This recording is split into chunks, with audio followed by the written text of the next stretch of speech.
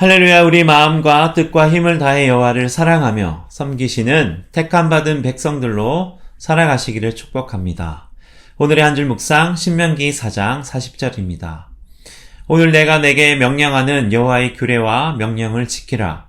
너와 내 후손이 복을 받아 내 하나님 여호와께서 내게 주시는 땅에서 한없이 오래 살리라. 아멘. 모세는 역사에 대한 회고를 바탕으로 하나님의 위대하심과 율법의 완전함에 기초하여 이스라엘에게 순종의 삶을 가르칩니다. 우리 삶에서 하나님이 특별히 개입하셨던 일을 기억하게 될 때 우리는 미래를 향한 소망과 격려를 얻게 됩니다. 하나님께서 이스라엘 백성을 어떻게 애굽 땅에서 구하셨고 그들을 40년 광야 생활에서도 옷과 신발이 헤어지지 않도록 먹이시고 입히시며 필요한 모든 것을 공급해 주실 뿐 아니라 이방 족속의 위협과 공격 속에서도 지키시고 이길 힘과 지혜를 주신 것을 모세는 떠올리게 합니다. 상천하지에 이와 같은 신이 또 어디에 있겠습니까?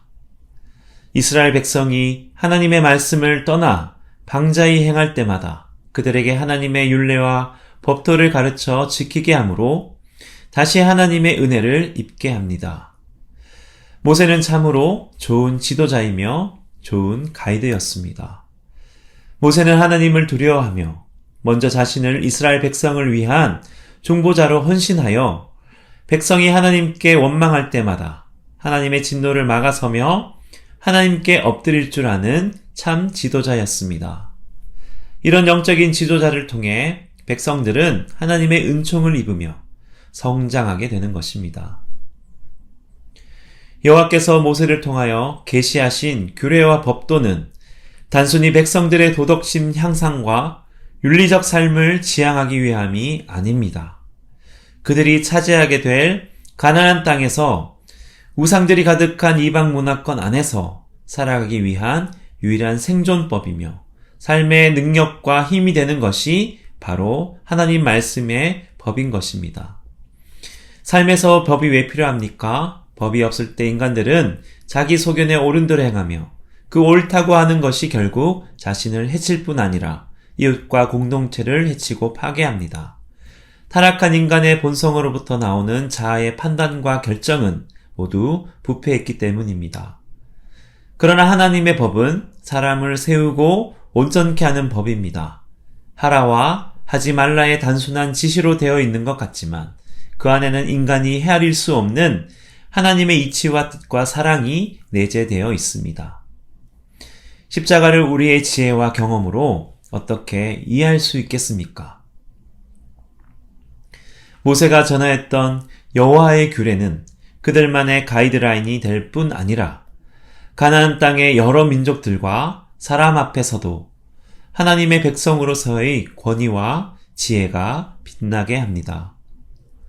그래서 하나님은 이스라엘 백성들을 불러 모아 그들에게 당신의 말씀을 들려주심으로 하나님 경외함이 무엇인지, 부모 공경함이 어떠한 것인지, 이웃을 어떻게 대하며 이웃의 삶과 그들의 경계를 존중하는 태도와 삶이 무엇인지를 가르쳐 주십니다. 하나님은 이스라엘 백성들을 출애굽시키셔서 그들에게 영적인 신비만을 가르쳐 주신 것이 아닙니다.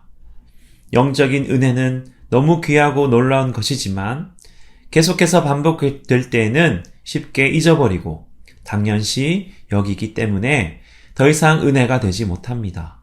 오히려 사람의 도리와 삶에서 일어나는 여러 가지 송사와 재판을 통해 하나님 백성으로서의 진정한 가치와 은혜의 삶을 깨닫길 원하십니다. 하나님께 가까이 나아가 하나님의 말씀을 듣고 준행하는 것이 이 세상을 살아가는 그리스도인으로서 가장 가치 있고 지혜로우며 행복한 길인 것을 오늘 우리에게 말씀해 주십니다. 하나님을 사랑하는 가장 가까운 길은 오직 말씀을 가까이 하는 삶인 것입니다. 말씀의 기준으로 우리의 생각과 마음의 길을 닫고 훈련한다면 하나님은 그 사람을 통하여 반드시 당신의 뜻을 이루어 가실 줄 믿습니다. 오늘도 그 말씀의 힘과 지혜와 사랑으로 살아가시기를 간절히 축복합니다. 기도하시겠습니다. 하나님의 말씀이 우리 삶의 빛과 길이 되기를 소원합니다. 하나님의 말씀만이 하나님을 진정으로 사랑하며 섬기며 따라가는 삶이 됨을 믿습니다. 오늘 우리에게 주신 이 하루를 살아갈 때 하나님의 계명을 성실하게 지키며 세상에 주님의 생명과 진리와 사랑을 증거하게 하옵소서. 예수님의 이름으로 기도드립니다. 아멘.